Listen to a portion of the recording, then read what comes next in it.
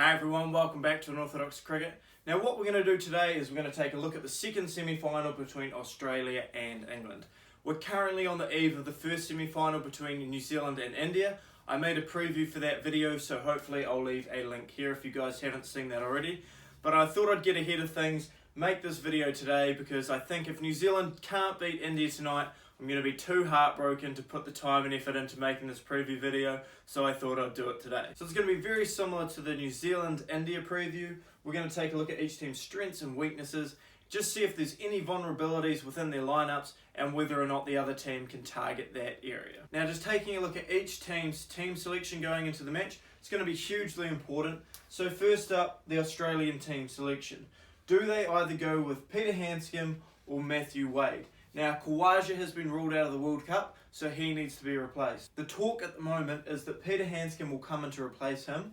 However, I think there's a real case for Matthew Wade to play ahead of Handscomb. Now, the reasoning for this is because of the recent A Tour of England, Matthew Wade scored back-to-back tons against two of the local teams. One of them was 117, and then the second one was 155 off 71 balls in a chase. Now, that is hugely impressive. There's the strike power that Australia have been missing in the middle order, and I think he's a far better bet than Peter Handscomb. I think if you move Steve Smith to 3, bring Wade in at 4, there's just so much more firepower there, and that's something Australia have been lacking this whole World Cup, and that could take their game to the next level and be the point that beats England. Now the second selection issue is, do you pick Mitchell Marsh or Marcus Stoinis? Now, Stoinis is currently under a bit of an injury cloud, and I've said it this whole tournament, I really think Stoinis is such an overrated player. He's not good enough with the bat, and he's not good enough with the ball. He's picked up a really good reputation from one innings he had against New Zealand, in which he nearly led them to victory. I think he scored 140 odd not out. But besides that, he's never done anything. I really ask you guys to go take a look at his record and ask me if that stands up to international standard, especially as an Australian all-rounder. For me, it doesn't warrant selection as either a batsman or a bowler, and definitely not an all-rounder. He's just not good enough, but maybe I've got a little bit of bias towards him. I don't know why, but I just really don't think he's a good player, and I think he gets a lot of credit where he doesn't really deserve it. For me, Mitchell Marsh, yes, he's played a lot of international cricket, he's been in and out of the squad, but for me, he's hands down a better batsman and a better bet with the ball. So for me, I would lean towards Mitchell Marsh, as I just don't really rate Stoinis. But I really ask you guys to go out, take a look at both of their records, and come back to me with your opinion on that one. So everyone else in that Australian team's pretty secure. I think they'll definitely go with Nathan Lyon ahead of Zampa. Behrendorff's locked in his position, so it's pretty free-flowing throughout there. I'd just love to see Steve Smith go to 3 and bring in Matthew Wade at 4. Please don't go for Handscomb. Go for Wade, the aggressive option, a guy who could win you the game, and he's got a lot more experience. But that's the whole Australian team. Let me know what you guys think in the comments. Now, taking a look at the England team, that's a pretty solid lineup. I would suggest the only thing that they'd be debating on would be, do they go with Adil Rashid or Moeen Ali? Now, we spoke about this before.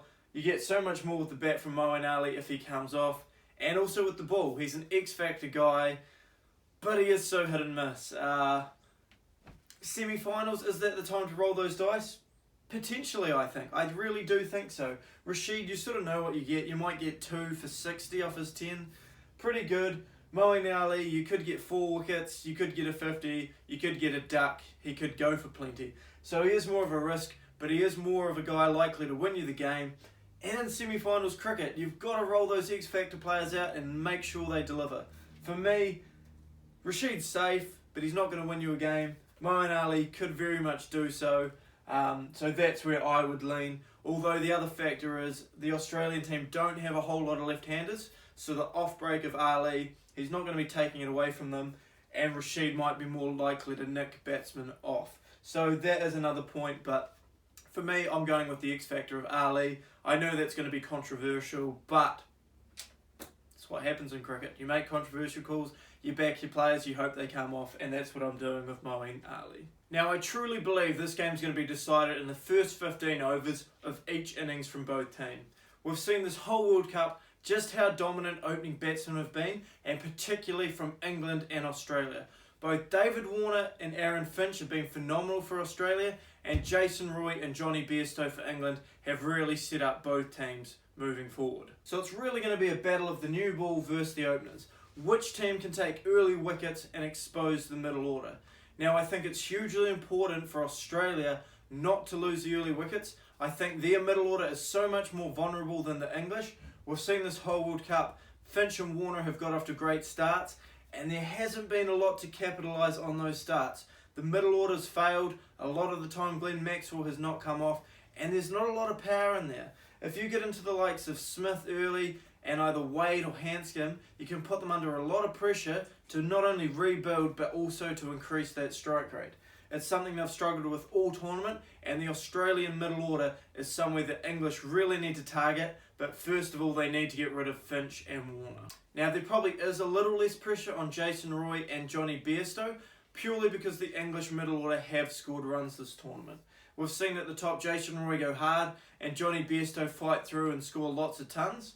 But you've also seen Joe Root come in and score runs, Owen Morgan, Ben Stokes, Joss Butler scored 100, and then you've got Chris Wokes down the order as well. So there's a lot less pressure on the English top order to succeed, purely because their middle order has scored the runs, whereas the Australian team hasn't. So that is going to be huge. If the Australians lose 2 early wickets and they get stuck into that middle order, it could very well much be England's game early on.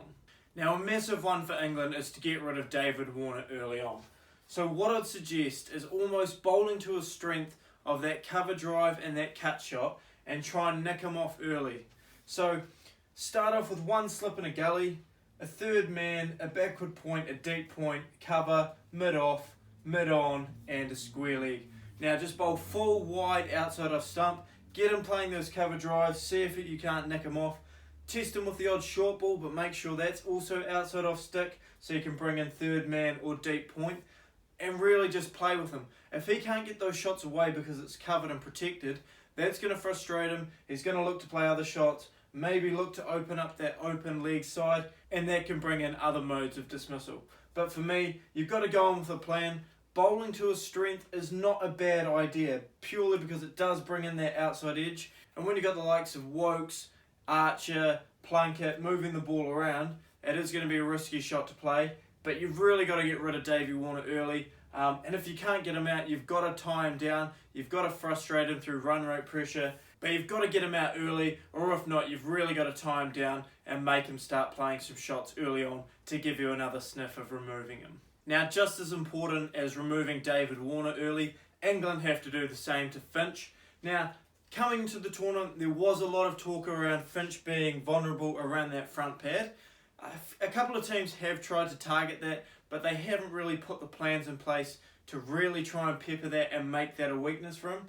So for what I would do for England versus Finch is I would set a heavily leg side field and really pepper that front pad and also that pull shot. Very similar to Rohit Sharma. He's so good on the pull shot, plays it compulsively, so that's another way of potentially getting him out. So I would start with one slip, a point, cover, mid off, mid on, and then this is where you're really trying to target. So you've got a mid wicket back here, a guy catching mid wicket, and then you've got the other two catches at deep fine leg and deep square leg. So that really allows the bowlers to bowl nice and full in at the pad, but also drop in that bumper, see if you can bring in that pull shot. If he gets the top edge, fine legs in play. If he gets it well, it's either going for 6 or that man at deep squares in play. But either way, you've got a few modes of dismissal there. Bowled in LBW, caught at short mid wicket for a flick off the pads, or caught from a pull shot, or you're going to go the distance and he's going to put you into the stand. But that's a potential way of getting Finch out.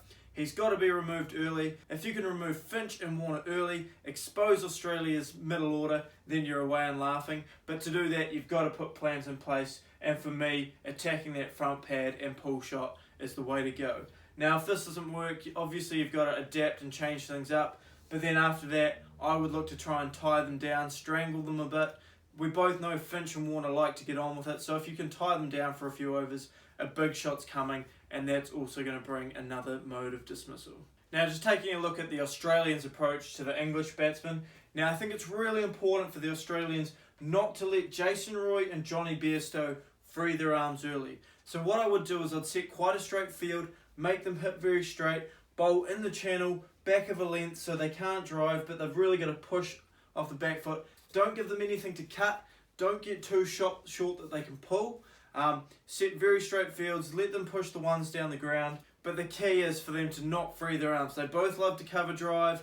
Jason Roy particularly likes to go inside out. So anything that he can release his arms, he's very happy. So bowl nice and tight, in at the body, not too short so they can pull. But tying them down is key to getting them out. They're the guys who set the tone for the rest of the English lineup. So if you can get rid of them or tie them down, it really puts pressure on that English middle order to really increase the run rate, because we all know the English do like to get on with the game. So just anything you can do to tie that run rate up is more pressure you put on the batting unit as a whole. So now we're just going to finish by taking a whole look at the game and just some keys to victory. So I think if Johnny Bairstow and Jason Roy outscore Finch and Warner, I think England win. I don't think Australia have the middle order to rebuild and then dominate through those middle orders. Unless Steve Smith moves to 3 and he has a great game, or Glenn Maxwell fires for the first time in the tournament, I can't see them winning if Roy and Bairstow outscore Finch and Warner. So that's a massive battle up top. England obviously have the middle order power where Australia have lacked all tournament, and that's going to be the area that they could be potentially exposed, barring Smith or Maxwell having a great game. So as said, yeah, massive game for Steve Smith. He's got to move to 3. If he's in early, I think he'll have a good game. He's less effective as he comes in later on in the order, but if there is an early wicket, he's a great guy to have at 3. But the massive battle is wickets up top for both England and Australia. I think whoever dominates that first 15 overs is going to come away with the result. I think England have a little more leeway losing wickets early just purely because of their middle order, as I've said a million times, and Australia don't. So it's a massive game. Roy, Bairstow, Smith, Warner, Finch all need to stand up. Guys who haven't had massive tournaments so far, Steve Smith, Glenn Maxwell, and then for the English team, if Joss Buttler can stand up, Owen Morgan again. It's just going to be a great game. I'm fizzing. I can't pick this one. I really can't. It's going to go either way. It should be a good game of cricket. I really hope it's tight and goes down to the last over. I really don't know who's going to win. I don't know who I'd rather have New Zealand face in the final. Should we beat India tonight? It would be nice to meet Australia in the final and get the wood back on them from the 2015 World Cup, but then also to play the hosts in the final is another exciting prospect. But for that to happen, New Zealand's got to win tonight, and then we're going to look forward to this game on Thursday. I'm massively excited. World Cup coming to a closure, some massive games to come, super exciting. That's all for today, guys. Let me know in the comments what you guys thought of this video as a whole, any tactics I've missed, anything you'd include, what you think of the Hanscom-Wade situation, the Mitchell Marsh-Stoinis situation. Just give me some feedback in general. But thanks again so much for watching, guys, and I'll see you again tomorrow.